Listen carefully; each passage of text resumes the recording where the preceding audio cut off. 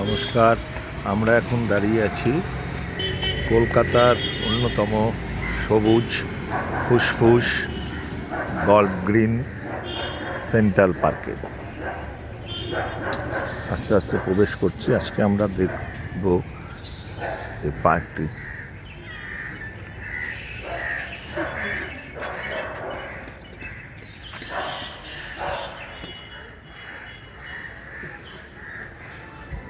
সকাল 6টা থেকে প্রায় 11:30 পর্যন্ত সকালে এই পার্কটি খোলা থাকে।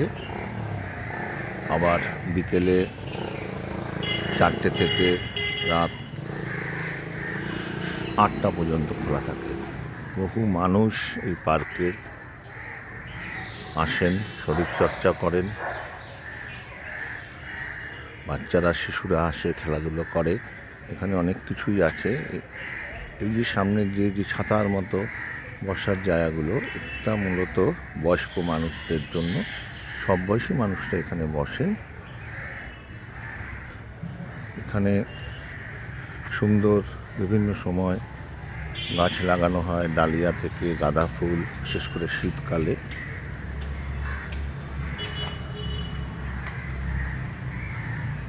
বাচ্চাদের জন্য দোলনা রয়েছে, স্লিপ, আরও বিভিন্ন খেলার সরঞ্জাম।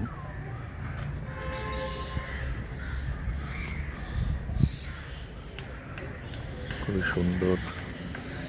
সামনেই 9ই মে রবীন্দ্র জয়ন্তী, সেই উপলক্ষে প্যান্ডেল তৈরি হচ্ছে। এখানে সুন্দর অনুষ্ঠান হয়। রবীন্দ্র জয়ন্তী, নজরুল জয়ন্তী সহ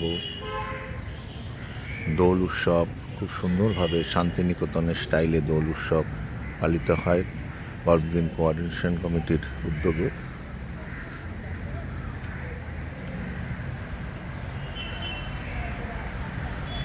এটা মূলত টালিগঞ্জের বিধানসভা কেন্দ্রের মধ্যে অন্তর্ভুক্ত।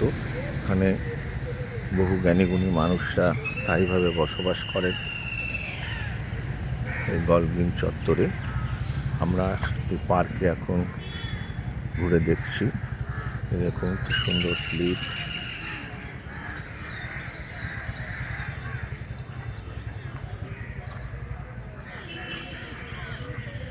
অনেক সুন্দর সুন্দর আইটেম রয়েছে। বহু মানুষ এখানে আসেন। এটা সত্যি অঞ্চলের সবুজের ফুসফুস। চারদিকে সবুজ আর সবুজ।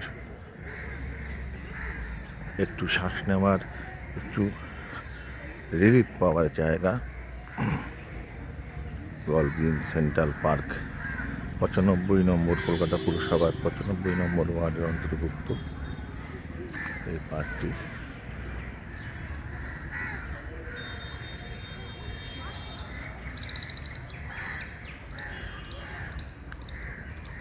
খুবই সুন্দর, মনোরম সবুজায়নের জায়গা। আমিও ব্যক্তিগতভাবে দীর্ঘ কয়েক বছর যাবৎ এখানে আসছি। সকালেও আসি, বিকেলেও মাঝে মাঝে আসি। আর আমাদের অশোক তরুতল যে গাছগুলো রয়েছে, আর একটা আমাদের একটি সংগঠন রয়েছে, আমরা ধীরে ধীরে যাচ্ছি সেখানে। আমরা প্রায় 43 বছরের পুরনো সংগঠন। প্রত্যেক রোববার আমরা এখানে বসি।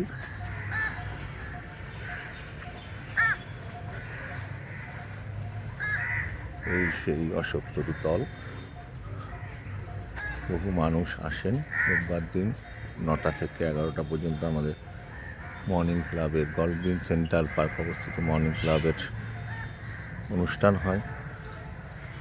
পার্কটি খুবই সুন্দর, সবুজ, চারদিকে সবুজ আর সবুজ। আমরা ঘুরে ঘুরে দেখছি।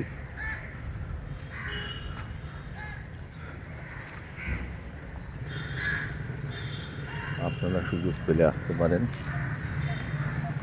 কলকাতার গল্ফ গ্রিনে পার্কটি অবস্থিত।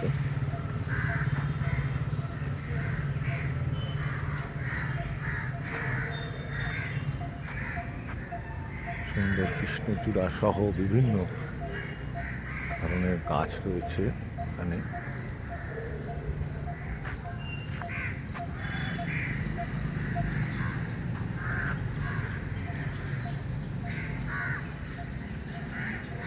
জলের রিজার্ভারও রয়েছে এই অঞ্চলের জলের পরিষেবার জন্য।